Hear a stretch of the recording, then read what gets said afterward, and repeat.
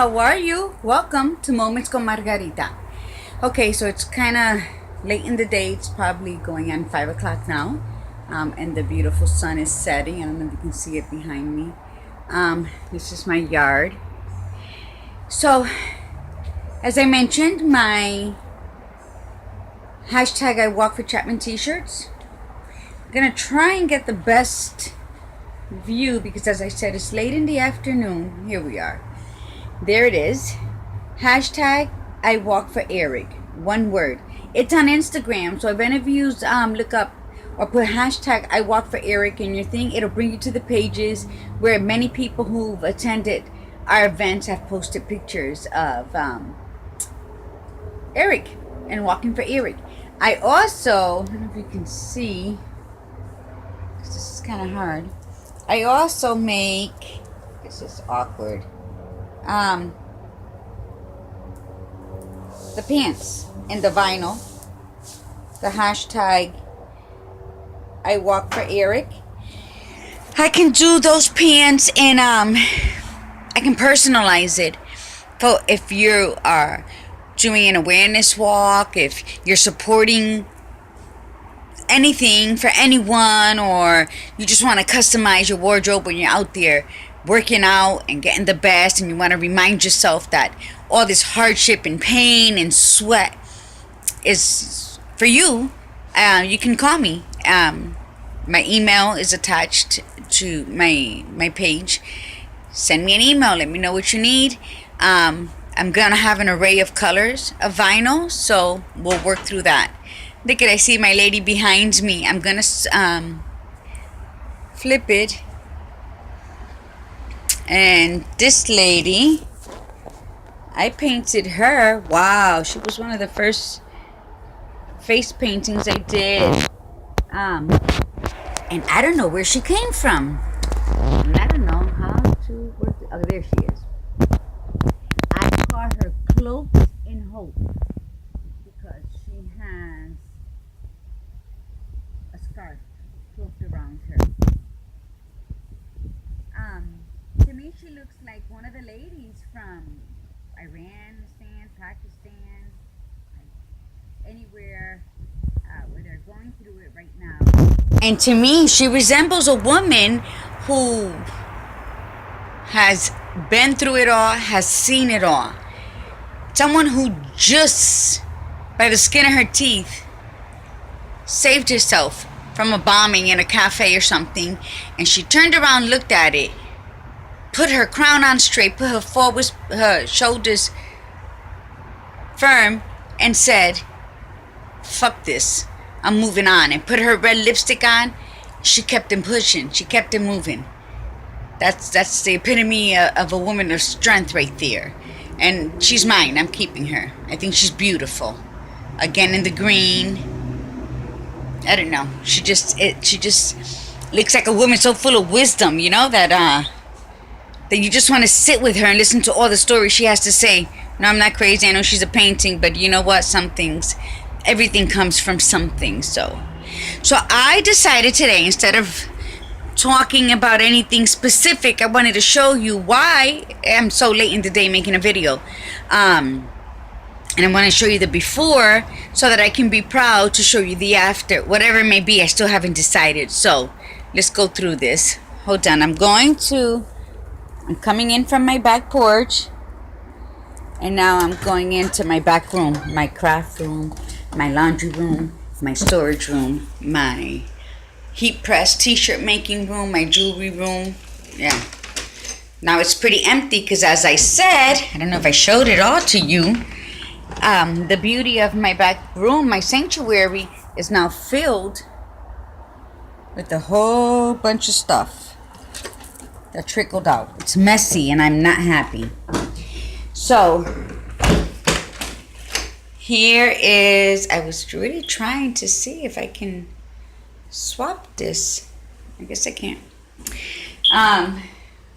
This is what it looks like. See the stains? But I think it was from a water leak I had.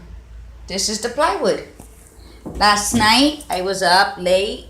Went to Home Depot right as they were closing. and I caulked all in between the plywood. It's not that big. I told you the room is not that big at all. That's my laundry room. That's the doorway into my kitchen. So then if you come through the laundry room, bam, that's another corner. And this used to be the back porch, and we had it enclosed into a room. And that's the window that goes into my kitchen. And then these are some of my paintings that I still have left. It's my dad. Close. I know he is.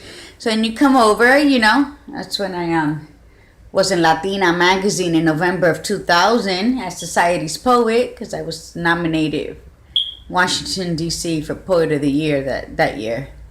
So when I used to write really dedicated. So then there's another window, and then bam, that's the wall, and there's the back door to the back porch. So you see, I'm going to stand by the back door again, and you can see how the room is not so big. So that's why it was easy to accumulate all the garbage. And then it was easy. Oh, let me show you before we leave. This one is called, she's for sale. That one's called Raw Rage. She looks funny because of the way of the angle of the camera. You see, she's so angry that everywhere she steps, there's flames. She got the blue dagger in her hand because when you're so angry, your heart is cold as ice. And then the red in the background represents all the anger. That was all the anger I felt at that moment, which was a lot. And then she's like a warrior. You can see her little warrior band there.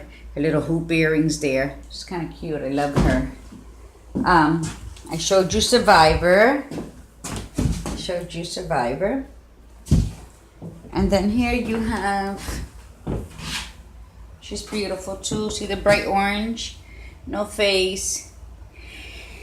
And then these are ones that I have sold that I still have yet to frame. That's another one of mine that I have that I have to frame and mail these off. So anyway, I wanted to let you know where I was at. In case you were missing me, because I know you were missing me. Come on, you were missing me. And then here in my kitchen, where's the light? It's embarrassing. It's a mess because I have everything crowded in here. But here's my heat press and all my stuff there. You see all my stuff there that trickled in here. My vacuum that belongs back there. There's my printers. So it's a little chaotic. This is my living room. You can see something. This is one of my